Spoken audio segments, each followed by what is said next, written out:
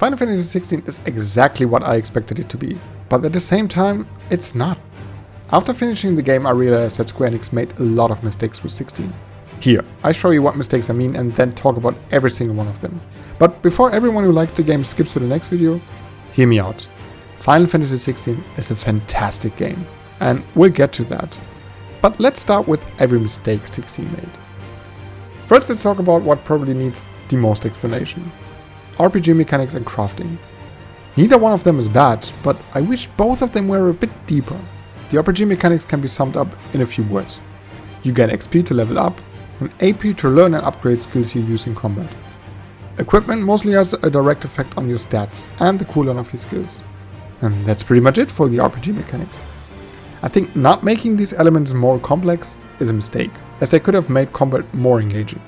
For example, imagine you would have had more options in the skill tree, if you want to call it that. Something like 2 modifications for every skill, but you can only choose one. Scarlet Cyclone, for example, could have had one option to increase the radius, and another that makes the radius smaller but throws the enemies higher. Choosing between things like that makes combat way more interesting. That's not to say that combat isn't fun, but it could have been even more awesome. The same goes for crafting. Getting new weapons and armor can be one of the most motivating things in an RPG. In FF16, however, that's not really the case. Most of the weapons take no effort to craft. I mean, on the one hand that's a good thing, because the game doesn't require you to grind for materials or find the blueprints or something. But there is no denying that there is a certain feel of accomplishment if you need a bit of effort. Also, every weapon is kind of the same, but stronger. I'll explain what I mean. Clive's weapons have 2 attributes. One for attack power and one for the stagger power. For every weapon these values are the same. The mistake that I think FF16 does here is that it never gives you an option to choose between weapons with different stats. It would have been so cool if I could have choose between a weapon with higher attack power and less stagger power, and vice versa. In combination with alternating skills, as I mentioned before, this would have made combat even more enjoyable, at least for me. But I asked you guys, do you think this is something that would have improved the game, or do you think this is stupid? Let me know in the comments. Next I want to talk about pacing. Let me start by saying the pacing overall is not bad, but in the beginning, it kind of is. Final Fantasy XVI does not a great job of introducing the world of Valisthea in the first hours. That's mostly because the opening hours, like maybe the first 5 or so, concentrate too much on an epic moment to epic moment storytelling, rather than introducing some terminology and themes properly. That resulted in a bit less context to the story than I personally needed in order to understand what's actually going on. I don't know, this could totally only be my view on this, but I personally felt a bit confused at times, jumping from one long cutscene with cool icon battles to the next. Tell me in the comments and let me know if I'm talking rubbish here. Overall the pacing is fine, but there's another mistake Final Fantasy XVI makes that actually has an effect on the pacing, at least a bit. And that is side quests. I mean, most of us are probably used to completing boring side quests in the likes of kill 5 these or bring 10 of that. We all know them, and I assume we all hate them. If not, then I don't know. Still, developers love to stretch the time we spend with the game. 16 unfortunately is no exception. Side quests rarely tell a story that's worth getting into. Only a few of the last ones of some of the most important characters are actually enjoyable. You might say, okay, I don't care about the story, I just need good rewards from my side quests. And yes, that works. You not only get a good amount of XP and gil, you also earn renown. With renown you get access to the rewards like the Genji Glove and other useful stuff. So yeah, the rewards are worth it. But the amount of work you have to put into some of these side quests is almost unbearable at times. Especially some of the quests in the hideout. Run here, run there, run back again, kill one monster there, then return, blah blah blah. But I also said that side quests can have an effect on the pacing as well. Let me explain. There are 2 or 3 situations in the story where a certain sense of urgency is coming up. You need to save your friends, something is being attacked, I don't know, something like that.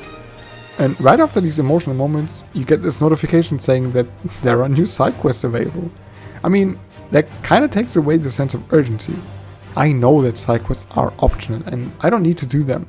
But even if I didn't, the game immersed me already, and it's literally telling me that there are things that are more important to do than following the main story.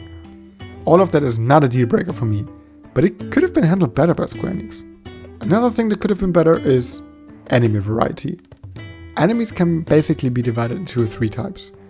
You have the standard ones that only use some standard attacks and die rather quickly, the mini-bosses with 2 sections of the yellow stagger bar, and boss enemies. It's a bit of a shame that these standard enemies don't really offer a challenge.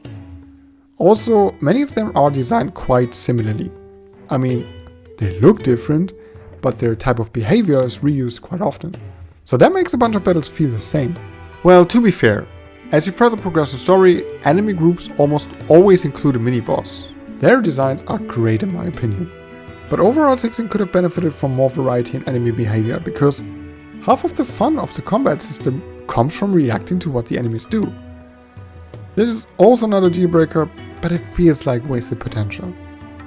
Okay, before this video gets too long, I go over the next 2 mistakes a bit quicker. One is QuickTime events. I mean, I don't hate them, I just think they don't make the cutscenes more engaging.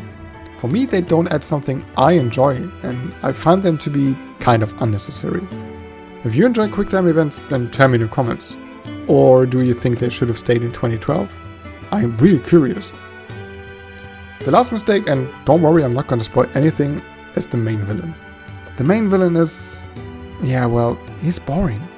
I don't find the motivation behind this character understandable at all. This character is threatening in a way, but the least interesting in the whole game. A well-written villain with a complex backstory and interesting personality is so important for movies, books and games as well.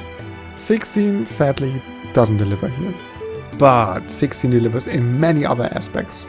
So let's talk about them. I mean, do I really need to tell you how good the presentation of Final Fantasy 16 is? I don't think so. But I do it anyway. 3 years ago, Final Fantasy VII Remake absolutely blew me away with its spectacle and raised the bar for cutscenes and epicness in JRPGs, if you ask me.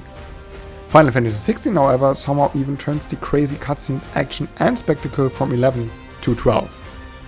Granted, most of this comes from the icon battles, but not exclusively. I loved every boss fight because every single one of the bosses were challenging and fun to fight, but especially most of the icon battles. There are some of the best bosses I have ever encountered in all of the gaming, despite the QuickTime events. I heard some people saying bosses are spongy, and yes, I get that. But I think this totally makes sense and was a really conscious decision.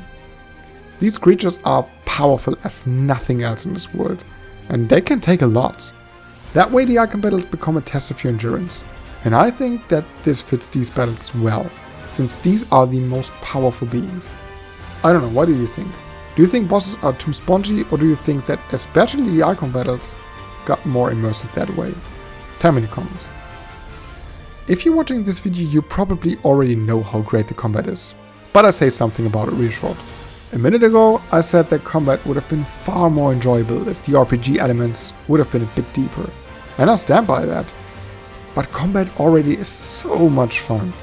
I think Square Enix completely outdone themselves with the combat. The icon skills are all fun to use, look super cool, and most importantly, they allow incredible combos if executed right.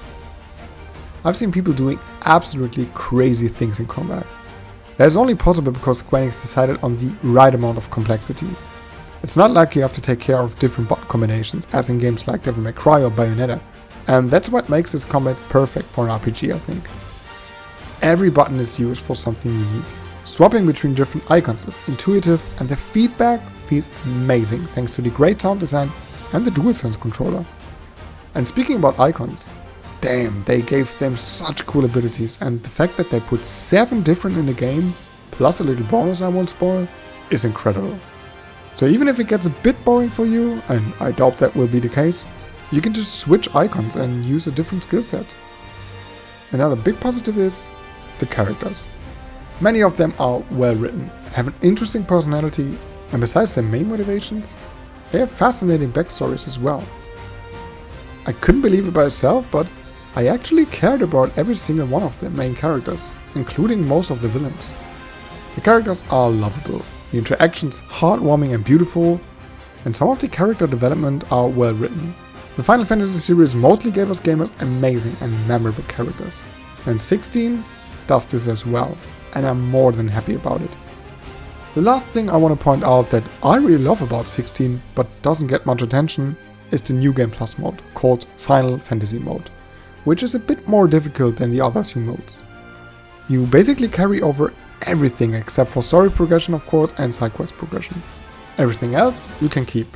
So starting the game over again with all the icons is great, but what's most fun is that enemies are now placed differently. So for example, in one of the early stages you encounter a chimera you did not encounter in the first playthrough. Also enemies have a much higher level because you can now level up to 100. But that's not all. To be prepared for stronger enemies, you can now get new materials and craft new weapons, armor and accessories that are even more powerful. So I think experiencing the game again with new encounters and items to get is a great replay value. So as you can see, Final Fantasy XVI made a bunch of mistakes, but none of them were really killing the fun. In most cases I think FF16 just wasted potential. They could have made this a 10 out of 10 game. Nonetheless, Final Fantasy XVI is an incredibly good game that does a lot of things very right. If 7 Remake and 16 are the new benchmark of future Final Fantasy games to come, then I am all for it and cannot wait what Square Enix delivers next. What do you think? Do you agree with me on the mistakes of Final Fantasy XVI? How do you like the game? Tell me in the comments and leave a like if you want. That helps me out a lot. Thanks so much for watching, have a great day and I'll see you in the next video.